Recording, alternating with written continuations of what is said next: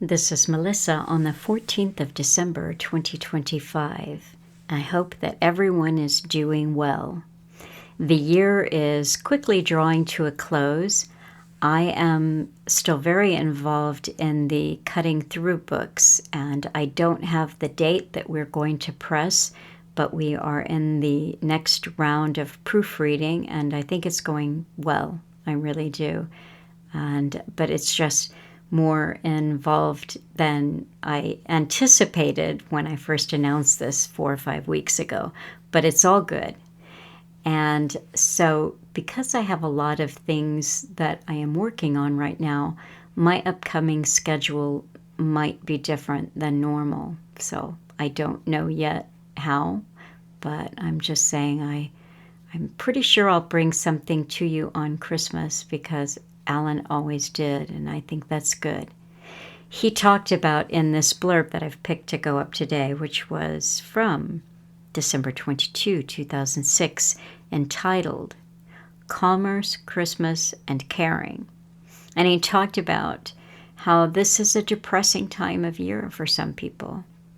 And there's a bit too much hype, and people spend money that they don't have, and they get caught up in outworn, tired rituals. And the day of Christmas has lost its meaning.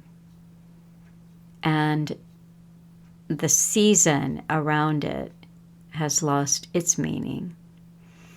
And so I don't know what meaning it might have for you. Maybe it doesn't have any meaning depending on how you were raised and what your background is, where you live. But if it does, then I hope that it's a day and a time of the year that is full of reflection and an opportunity to think about what the past year was for you, what worked and what didn't, and what you might want to do differently in the upcoming year. And I think in a way that's how Alan viewed this time of the year. It was just more reflection.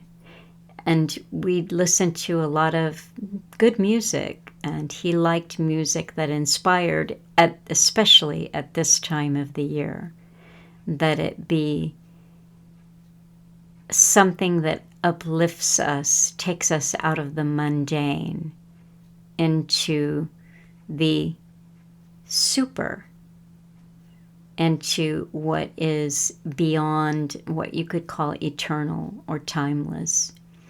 And so I'm hoping that you have an opportunity to take yourself out of some of your routines and give yourself time to experience timelessness. I am illustrating this talk with a movie that in some ways flies in the face of what Alan was talking about, but in some ways illustrates it perfectly. And it is from 1964. It's entitled Santa Claus Conquers the Martians. And I chose it because I simply looked up Christmas movies that are in the public domain, because it can be quite time-consuming if I choose something and then get a copyright claim against it and have to make a change, etc., etc. So this movie is a Christmas science fiction comedy. It is sometimes called one of the worst films ever made. I'll link to it so that you can see it for yourself. And I thought, well, I'll just run this movie behind the entire talk. And then I ended up with about 4 minutes and 35 seconds extra there. And I thought, well, that's how much time I have to talk. And I'm now at the end of that time. So take care, and I'll be back soon with something. Hi folks, I'm Alan Watt, and this is Friday, the 22nd of December 2006 at cuttingthroughthematrix.com.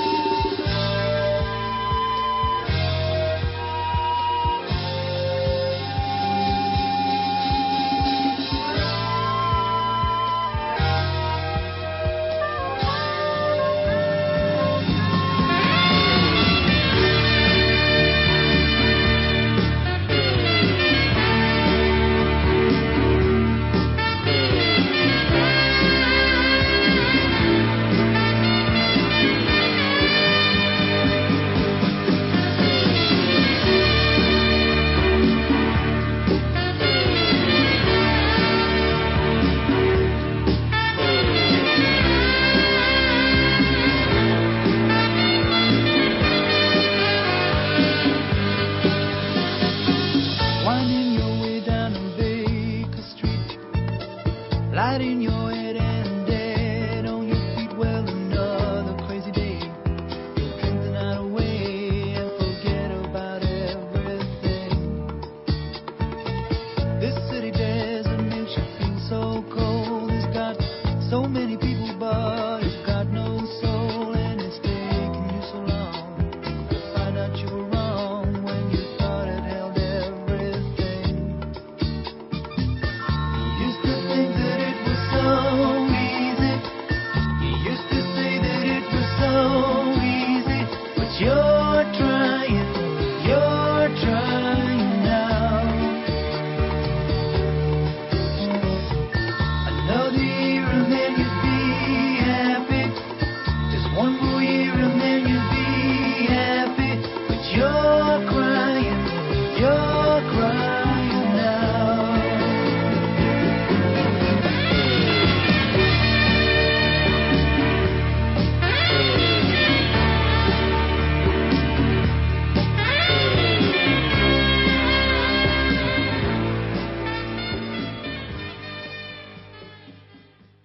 And what a wet night it is. It's freezing rain now. I can't complain because the last 2 or 3 days have been pretty good. I don't mind the cold so much, and even heavy frost on the ground. I'd rather have that than rain, and freezing rain isn't the best thing to never walk on, never mind drive on. But today I was in town just getting a few basic essentials and watching all the craziness of the traffic as everyone rushes to do their conditioned Christmas shopping. A frenzy of activity, and not really a happy face anywhere. Everyone's so tensed up at this time of year because of the hype that's generated for commerce, and that's all it's about really. Christmas time, this holiday time, is about commerce and buying and selling. But before I get into that, I've been told by some listeners to do some shameless self-promotion. So here I am being terribly shameless, because I do forget to mention the books I have for sale and the CDs and DVDs for sale on the website. And many of these talks are just passed around and people don't even realize what site it's coming from. And it is cuttingthroughthematrix.com. It would be helpful for those who do pass the information on to make sure that people realize where it's coming from, and that way they might come into the site as well and see something that they like. Now, I don't do professional books because I'm not authorized by the big boys, and therefore I can't sell them at a price which is very cheap.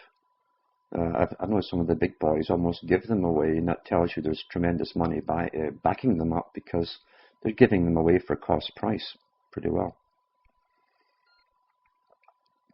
Some of them anyway. Some of the big ones.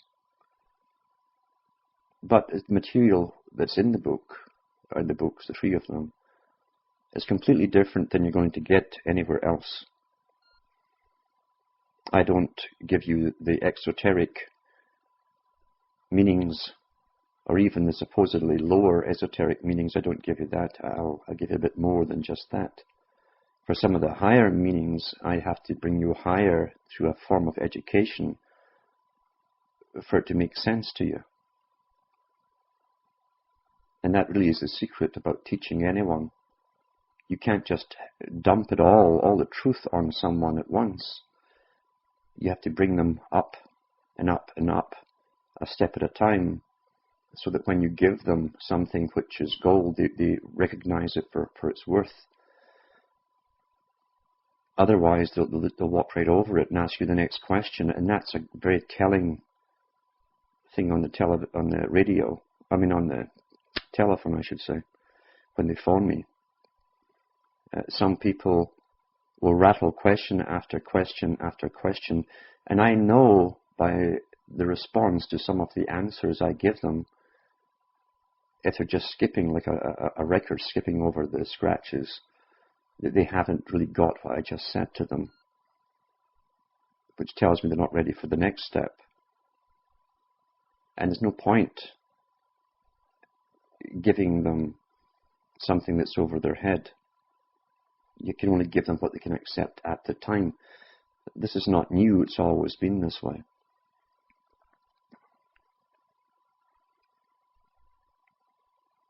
Someone's desire and eagerness to know doesn't mean that they're able to understand it all.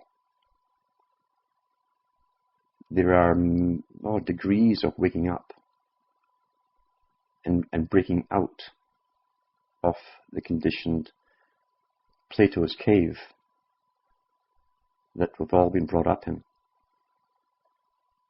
And there's more than one cave, in fact, to break through.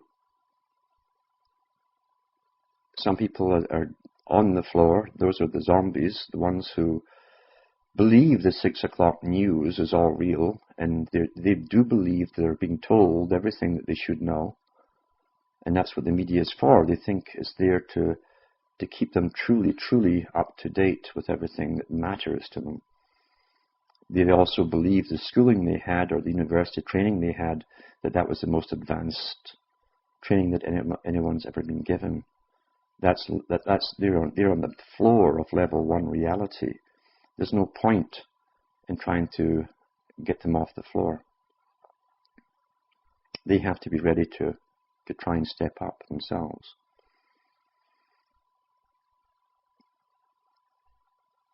Most people will simply claim they're waking up, or they've woken up because of 2001, with the kick-off of the Twin Peaks, I call them, the Twin Trade Towers, the Jachin and Boaz of Masonry. And really, that may have started something off, but they should have woken up long before that. What they're really noticing at that level are the changes going on in their life, the lifestyle that they're used to themselves, and that's what's making them nervous. They know and sense a little bit more, but they can see the intensification of security measures which are out of proportion to the supposed threat, and therefore, obviously, there's another purpose involved in all of this, and that's what's terrifying them. Plus, they see their own culture, lifestyle, whatever, what they see as their nation, they see it going down. They see the inflation, they see the industry going offshore. But they should have seen that back in the 70s and 80s and 90s, because it was starting then. And China hasn't stolen anything. No foreign country has stolen a thing, technology or otherwise. It was planned this way before I was born and before you were born, that China would take over as the industrial leader and eventually the policeman of the world for a period of time. Everyone gets their allotted time to be the apparent ruler, the kingpin.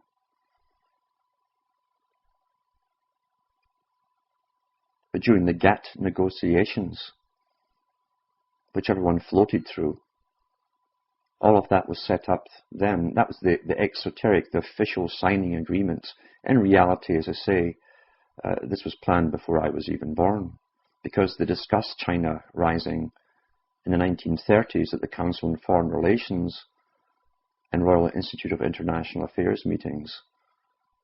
These topics were actually discussed. And in many of their books they've published since, from the Royal Institute of International Affairs, they've repeated this, that China would eventually be taken over as the policeman of the world.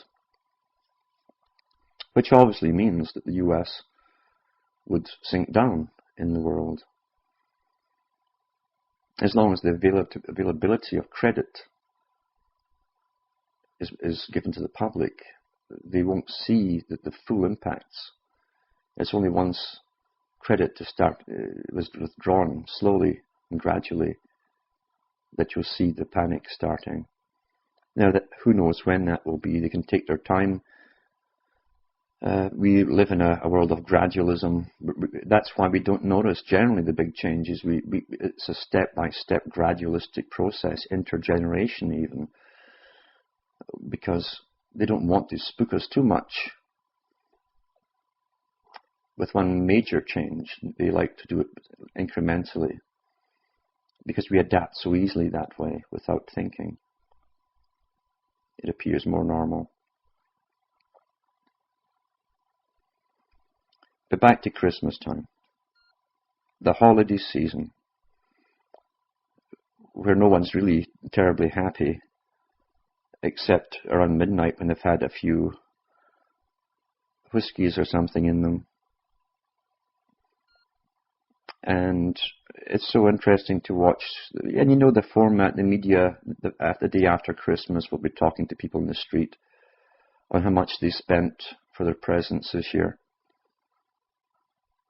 And many of them will tell you, as they did last year, well, I just finished off paying my credit cards for last year's presents, and now they're on it again. It's a farce of commerce, isn't it? It's nothing to do with family. That's a side effect. And they use family for guilt tripping for presents. It's a commercial enterprise. And our whole system is based upon commerce, economics. Our purpose is supposedly to serve the economic system. We are good consumers. Priests of Sumer, a consumer.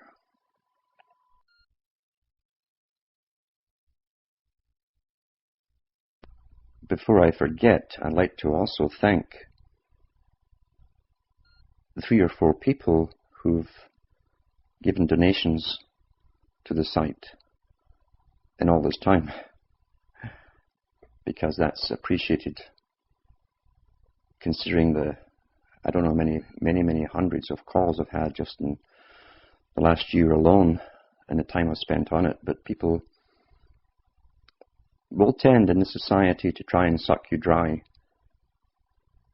and only a small minority would even think of helping someone else out in this present day civilization. Because civilization is not a natural state to be. It's based on the city-state, and a citizen, someone who's born with a pre-existing duty to an existing system.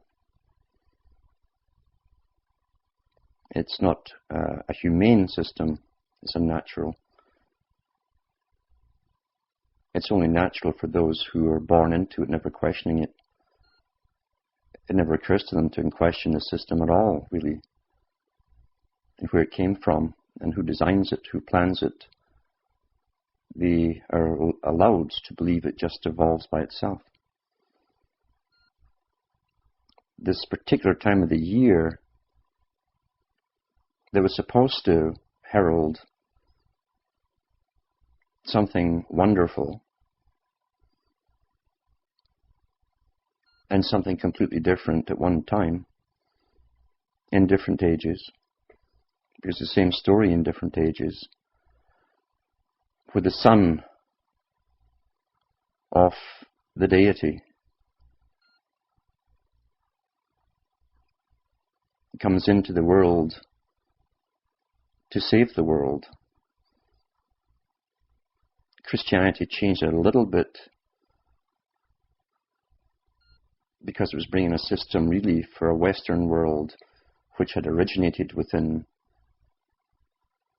the Mediterranean and in North Africa, even earlier. So the times were slightly changed, but the sun of the deity hangs in the sky for 3 days at midwinter, the dead of midwinter. It generally rises in the east, goes round, sets in the west, but it doesn't climb very, very high at the dead of winter. So they said that the sun hung there as he crossed the sky. He hung on a cross for 3 days. And on the third day, it starts to move ever so little more north towards the west. And then a celebration for rebirth occurs. We had the same thing in ancient Egypt and even previous civilizations prior to that. And it's always the same story. The story itself is made to be a wonderful story because for a controlled civilization, they mix in the natural rules that would make a true society work if everyone followed the rules. But there's an element which doesn't make it uniform, and that is the occasional deviant who must have power over others. And so the deviants naturally will take such a system which gives a form of natural law and order and climb to the top and abuse it for their own sakes, take over the system, and then you have the criminals running it. But the ones down below follow all the rules for a workable society. That's going to work again for so long because the corruption that always grows at the top, as more and more sharks get to the top and corrupt it even more so, it gradually spreads all down into society by the way of commerce, profit, and the use of experts. Because once profit and commerce takes over, it's a dominant feature in society. It is not there to serve society. The society is then there to serve it. And human life becomes devalued to a terrible degree. And we see this today. It's not just at Christmas, it's the whole year round. It's also in our, as I said last night, our war making is just an extension of business. And from even before World War I, when they brought the aircraft in, and the Z tanks, as they call them, onto the battlefields, they were still talking about hussars and different kinds of cavalry and grenadiers, named after the grenade, commercially produced. So commercial names for weaponry became a feature of this extension of business called war. And they would talk about grenadiers and the hussars. Into the First World War, then you start talking about the camels, the aircraft, and the Z tanks. And you had all these brand names mixed in with the news. And that intensified in World War II, with all the different brands of tanks and aircraft and bombers, and how many were churning out every month. And that became the news. So, shameless extension of business and commerce, showing itself as it truly is, involved completely in the art of war, as an extension of business.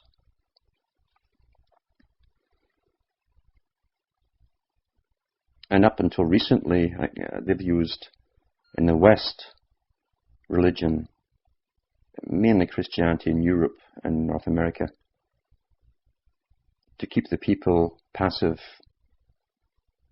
to pretend to the people that there's a whole bunch of rules they should follow, and that everyone does, while they themselves at the top never ever did follow the same rules.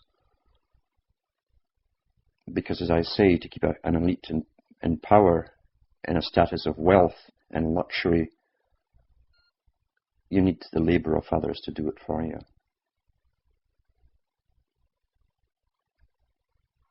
And it's nothing new, since commerce was created and money was created to go along with it in all of its different forms. We've lived in an inhumane system where life becomes first, second class, then third, and then it takes a spiral till it's very, very cheap indeed.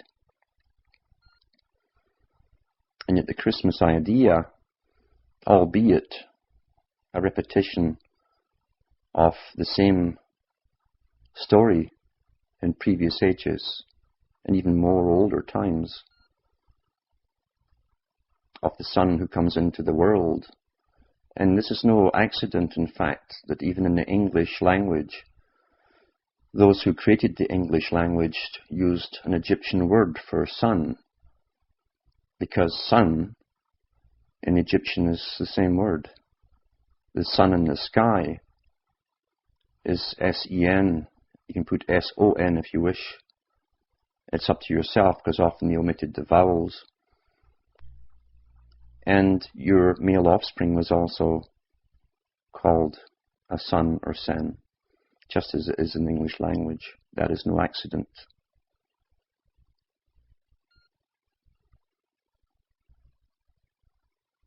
At all. The all-seeing eye in ancient times was used before Egypt. The system of picking and choosing some of the brighter boys in a society and giving them an education is nothing new, and then using those people to rule the rest. Form of bureaucracy is nothing new. We had that at Sumer. So the rest of the population were generally illiterate. And the priests, a multitude of priests who dealt with real estate, with all commerce, import and exports, all the things that lawyers do today, they ran society. And they chose the brighter boys to become priests. And they tested them for different qualities. The eye, although it's so important, is seldom fully used by people. People see, because of their training, what they expect to see. That is why they can live in a world of symbology all around them, a religion all around them, and yet they don't see at all. They see what they expect to see. And when you point out what is the obvious to you, they're first in denial and then they're in shock. The ancient priests of Sumer tested the boys to see who knew. One who knows is one who sees. And that is why, down through all the different languages, we have a word which hasn't changed. Because that, or he who sees, and that which he sees with, becomes a student, more appropriately called a pupil. It's the pupil of the eye, the all-seeing eye.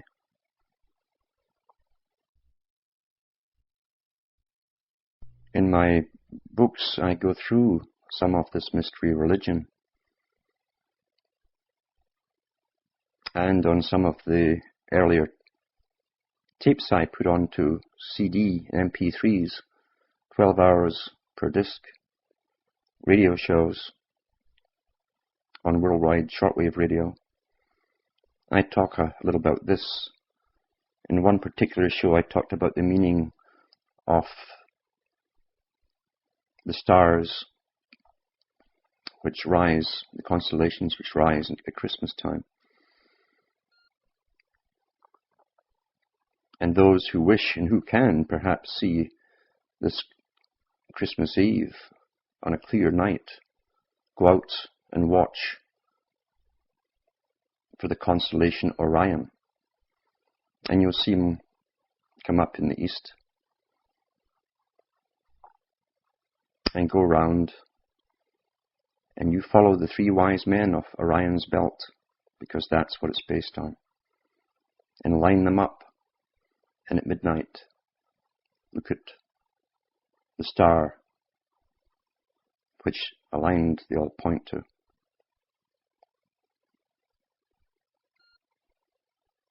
And you'll also find the connection of why a son of God is born amongst the animals in a stable. I don't want to destroy anyone's Christmas, but this is just fact.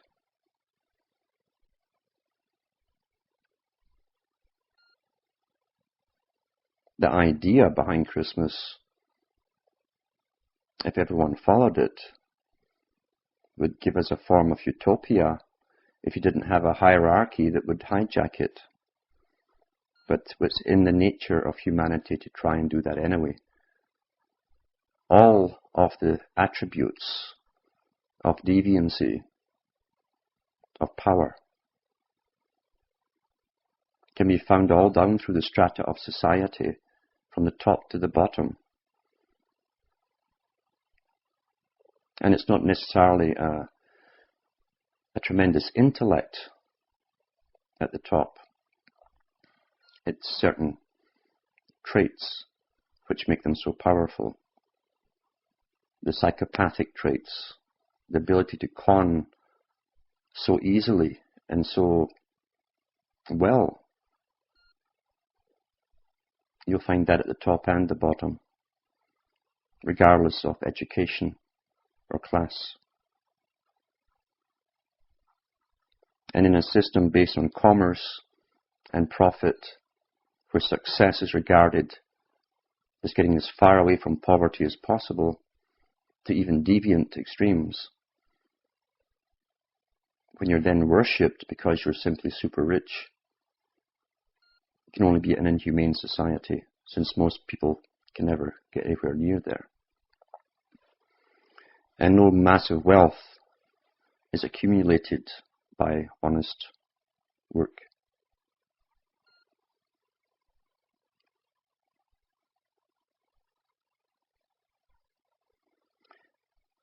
In ancient times, in pre-Christian times, and throughout Christian times, the early era, they used to talk about the Christ or Christos within, not without. The whole idea, even in the early true Gnostics, which became another deviant movement very early on when the big boys grabbed it, the whole idea was that a form of perfection could be attained in this lifetime. A form, not all, but a form where one could work on oneself. And the idea of a Messiah was simply that. It was like a mascot, something which you always held in front of you in your mind as an ideal to reach out to and try and emulate. In fact, the early Gnostics complained that Constantine and his crew had stolen their idea when they gave the world the Roman Catholic Church and formed all of the dogma and exterminated anyone from any other sect who wouldn't go along with this new authorized version.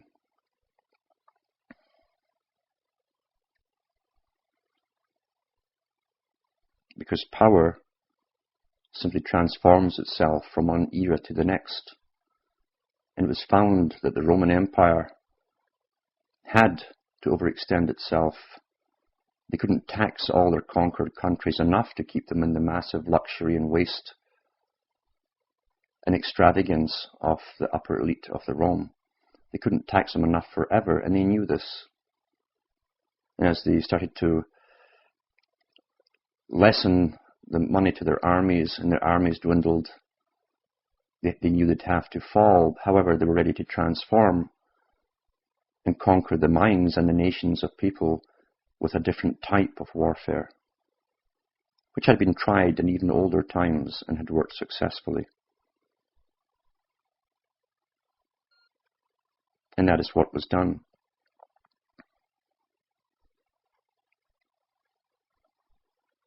Yet using something which appeals to everyone in every culture, in every language, the ideal of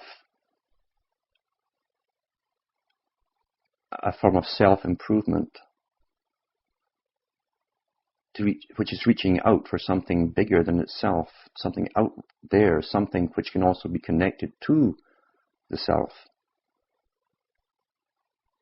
That was used and abused and still has up to the present day, until it's taken so many deviant turns, because the masses always want ritual for religion instead of a hard truth, where they might have to look at themselves tremendously carefully and minutely. It's easier to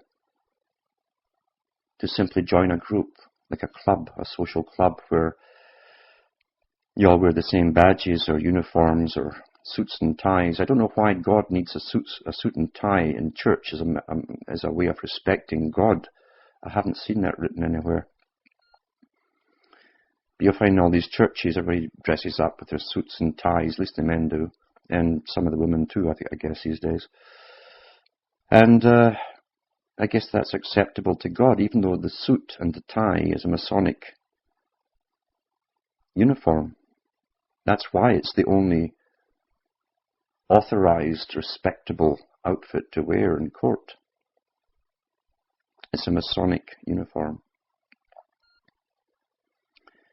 And you wear your toe line, your rope around your neck, which also seals your fate and is supposed to guard what you say. Your limitations, where you could, if you put a tack in the end of the tie, technically, that would, and you made a circle going round it, wearing it, that would be the extent of your limitations. There's an esoteric meaning within there for the higher Masons.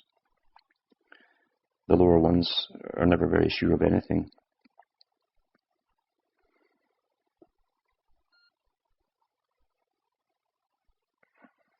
It's so sad that the kindness that people can show, if they're left stress-free,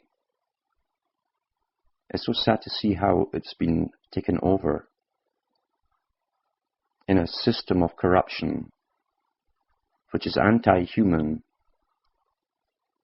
and will make a person think twice about helping someone.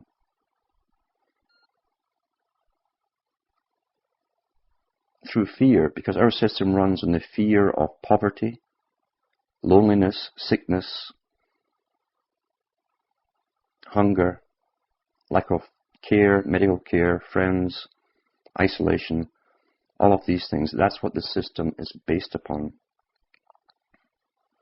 Yet as a creature of this planet, it never stops to dawn to us that it's all the economic system which makes this happen, all these worries.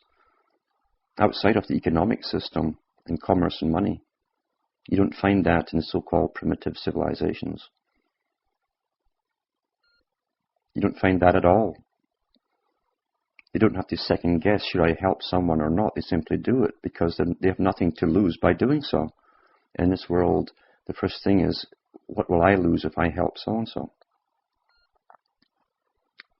It's tremendously anti-humane.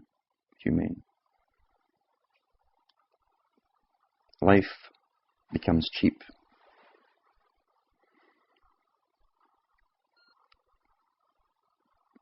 At this time of year, people should really reflect, and in olden times they used to reflect on the past year.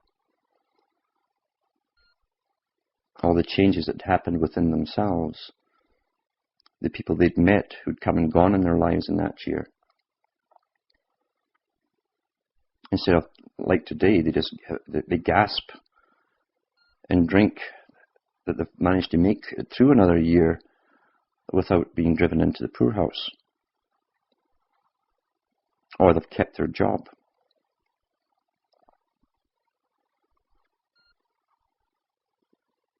Or their friends still accept them because they're still working, because believe you me, in this society, a deliberate stigma was attached if you lost your job.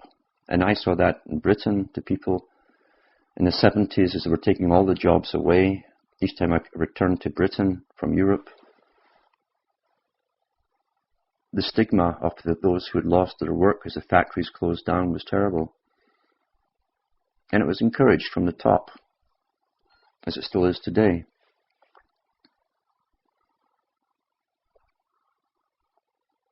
Rather than simply celebrate a commercial farce,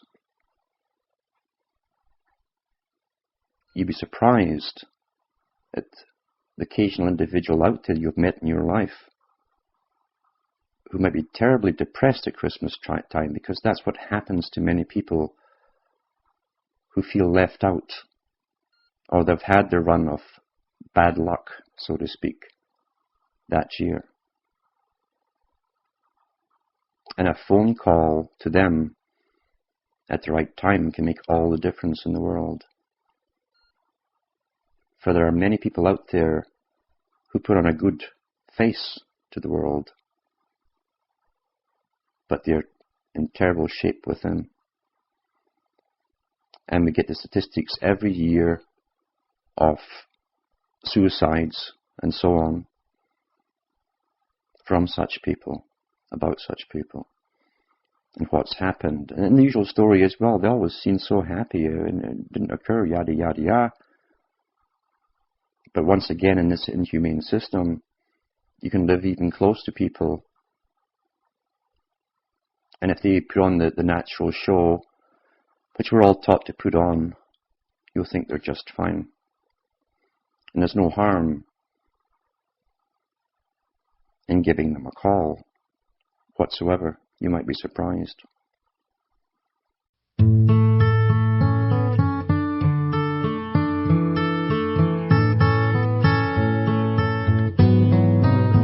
When you're down and troubled and you need a helping hand, and nothing's going right. Close your eyes and think of me, and soon I will be there to brighten up even your darkest night. You just call out my name, and you know wherever I am, I'll come running. Oh yeah, babe, to see you again.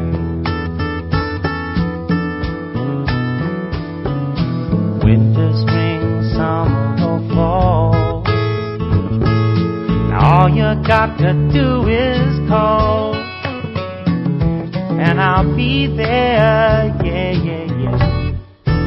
You've got a friend.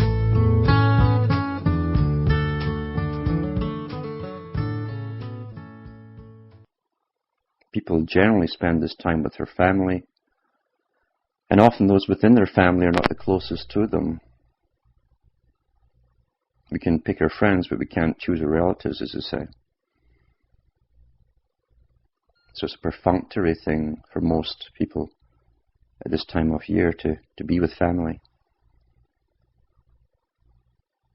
Almost a parody of a remnant, like a repetitive play that's played so many times on a stage. It's lost its value because the family unit is almost destroyed. And the conditioning within each generation within the family is upgraded scientifically for each member, and so they can't even relate to each other, and often they wish they could just have their Christmas dinner and go off home or go where they want to go.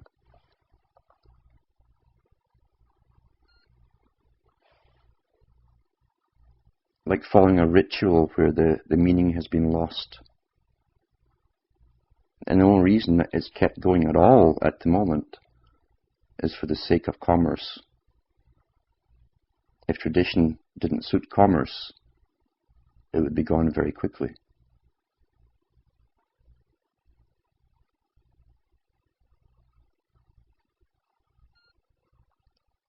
What's so surprising to me often is the frenzy people have as they try to gobble up all those things which are going to give them life extension or keep them fit forever or even live forever. Some of them, they really believe this. The terror at the thought of death. Yet I've always thought that it's not so much the length of a life that matters, it's the quality. It's what the person themselves, the individual, gets out of it. Because this life really is so brief. And think of all the worrying that goes on in a system which doesn't let you relax. How sad that is, that people rush through their lives worrying and scurrying, always under some threat of losing jobs and losing family, their wives, husbands, children, all of that stuff. So much so that they never live as they rush through. That's an unnatural state. I'm sure some of the so-called primitive peoples, who still are truly primitive peoples and have been relatively unaffected by the system or the infection that we have, those people don't need any of the things which we need off the system. And they'd have no diabetes, they have no psychiatrists and psychologists or thousands of self-help books on how to do things and how to be this and be that and be happy. They don't need it.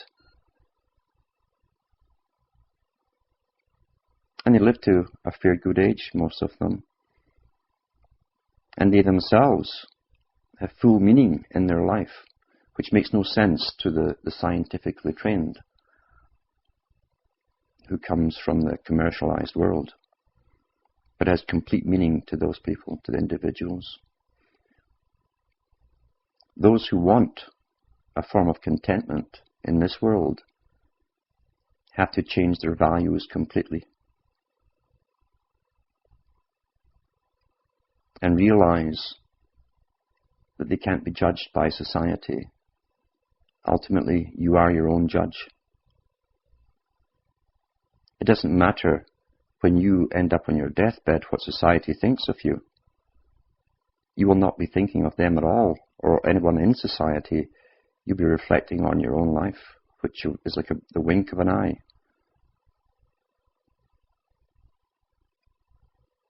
Even all of the worrying times are just flashes in your life. It's only then you have time to reflect and wonder what it was all about. And what did you do with it? What did you do? What did you know was wrong in the society in which you lived? And what did you do to alter it? The trick of altering and changing the direction of society is to understand the trick.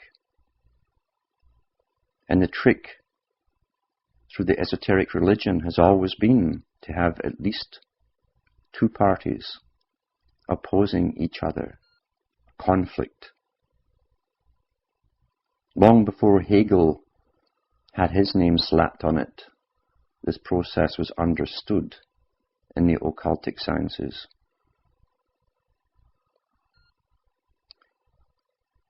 When a reaction is expected from you, don't give it back.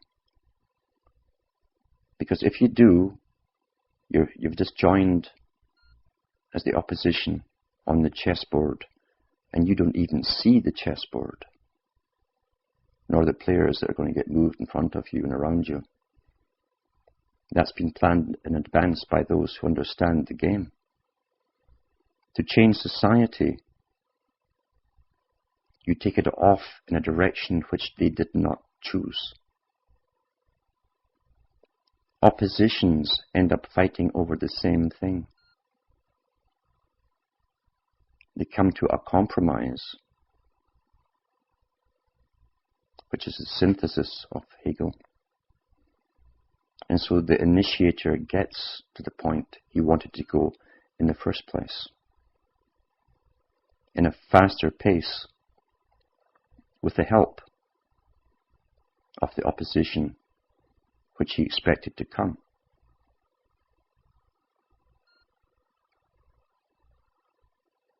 We know where society has been taken in this scientifically designed system. We know they're taking us to brain chipping, non-think will be part of it, non-individual, no sentience, just robot, although it be sold initially under a different guise. So rather than simply hit it head on, you must realize that Lenin was quite right, since he was trained by the big bankers who understood the thousands and thousands and thousands of years of economic history and its impact on civilizations and its creation of what we call civilizations, commercial. And Lenin said there are many, many paths society could take, but the public don't know. They must always think the one they're born into is the only natural one that could be, simply because it exists when they're born. Those who oppose the changes are falling right into the hands of those who initiate the changes.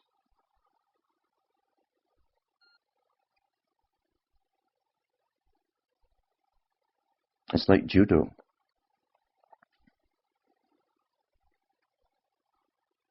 Use their person's force and dynamics to beat them. Oppositions. So you don't play the game. The culture itself of any country is given to it by those who approve of it. That's why you have it. And it serves the elite of each country, the big club at the top of the universal world.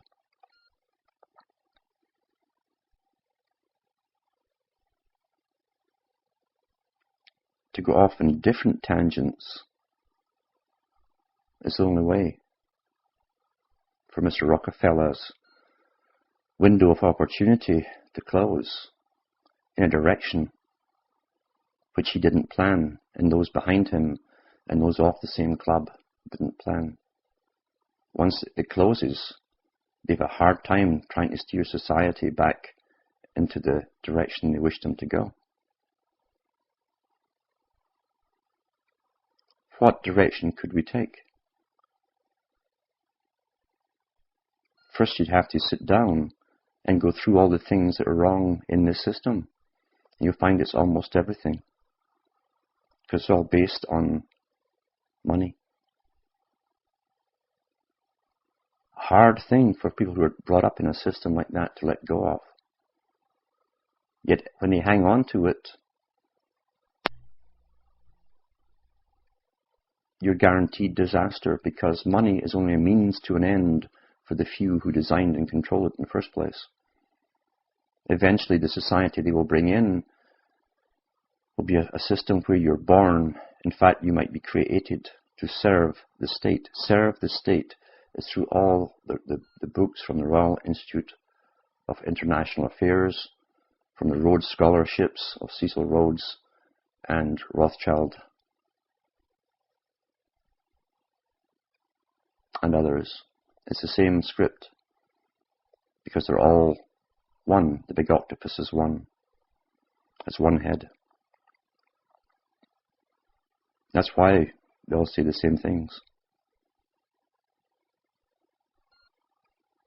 money would eventually be done away with anyway.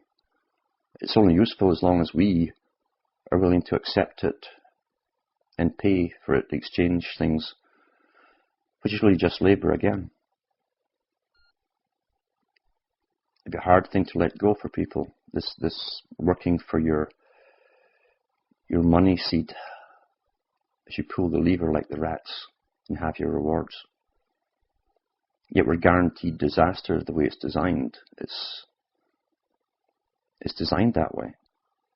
It's not meant to last forever, where everyone tries to be top dog and exploit the person below.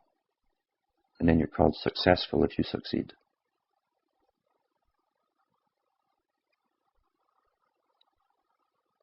To get into a humane society would take tremendous changes. And that never happens in a mass movement.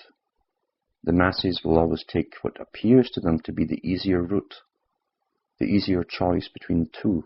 That's why the elite count on democracy, because the masses' opinions are given to them on every topic.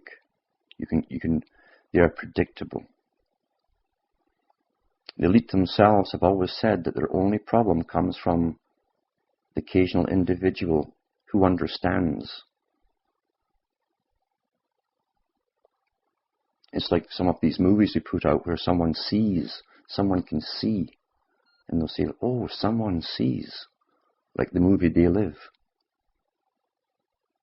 That's what frightens them, especially if the person has knowledge to back it and can teach others and get it across in such a way that it breaks through all the armor and conditioning. That's the biggest threat they have. If we look at the major revolutions which the same organization have been behind, they would start up clubs and organizations prior to revolutions to attract members in. They then observed carefully the different members as they talked, and they noted down those who could be problems after the revolution because they were too intelligent. And they could convey by speech and knowledge a reality to the people, to the ordinary people, and get it across. And those people who could do that, their names were on the lists. And immediately after the revolutions, they were rounded up and killed. Because the stage was set, as it always is. The chessboard was set in advance for this very thing.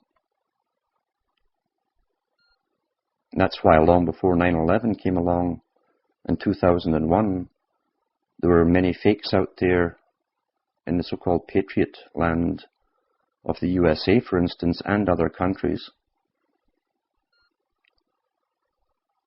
One was the most decorated general or colonel in the US Army from Vietnam, who had his own shortwave international radio station for years. He used all the Masonic terminology in his talks on radio and pretended he was a patriot and was collecting the names of different people across the country in the US. And right after 9/11, he was interviewed on the congressional steps in Washington State by a major television station. It was shown in Canada. And it was obviously posed. He was there at the right time for the interview. And it started off with the usual lead up. Oh, the most decorated colonel in the US Army. The Green Berets. Well, who do you think was behind this 9/11? And he said this man had just stopped being on the radio 1 month prior to that, after 4 years solid, encouraging this patriot movement, supposedly. He says probably those crazy patriot people that run about in camouflage in the woods practicing for something that'll never happen. The paranoids who see black helicopters everywhere. This is the same man who said years before that he left the Pentagon where he worked with hip pocket orders. We see you never retire from these positions. And he collected the names of thousands of people who've been trained through movies and John Wayne and Rambo and etc., to worship the heroes that are presented. If he talks the same language as you, that's all they have to do is to come down to your level and start talking your language, and you fall for it because you're trained to worship people. And you're set up every time. You've got to stop doing it.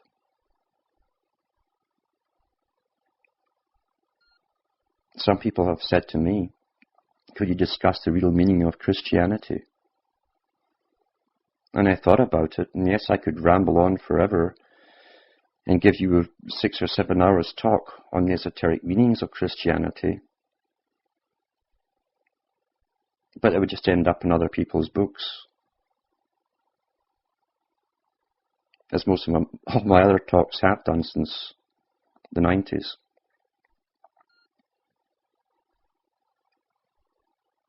Perhaps it's more important to talk about the changes that can be made in a system which has a plan for the eradication of useless eaters who at one time were valued citizens as consumers - producers, but are now simply consumers in this particular service economy. And I'm trying to tell people, don't fall for the traps. Don't fall head on to fighting something, verbally or otherwise. You're expected to do that at a certain stage. You must do the unexpected. You must choose a different path and persuade others that at least to try yours or to look at it, and they themselves might find a similar path and not quite identical, but different nonetheless. Because any path which is not chosen for you is better. Don't choose the expected path when you're terrified of the changes which you're seeing more blatantly today come upon you. We're all walking this planet for a short time. Very few people break through into the reality that exists and they never see. Very few people can break through that. Some can, and that's what it's always been about, because it's the few who try to lift humanity up, all humanity up, who have stopped the ultimate horror in all ages from occurring. It's always the few.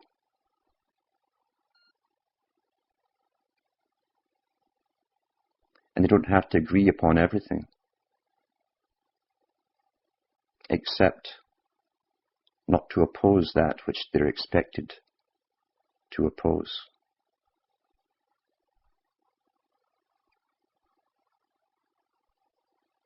And tremendous changes can be made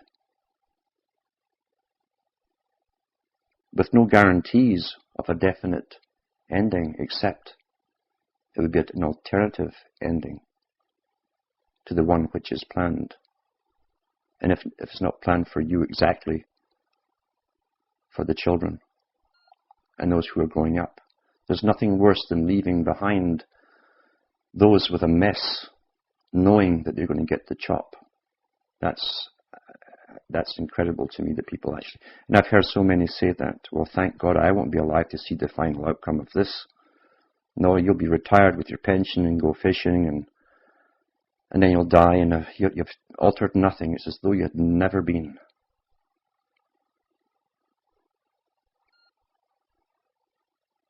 Even the elite themselves can only have their names carved in stone or put on statues or libraries or public buildings for a short time before the next generation comes up and someone else's name is splashed on there. But there are those who've altered society and the directions of society and upset the plans of an elite in every age.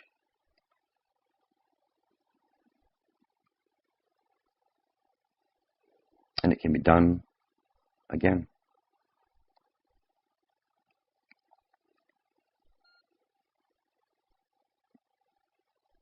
I hope you have a good time.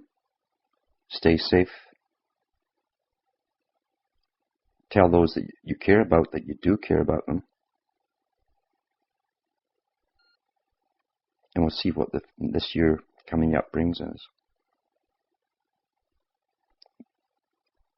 Goodbye for now, and may your God go with you.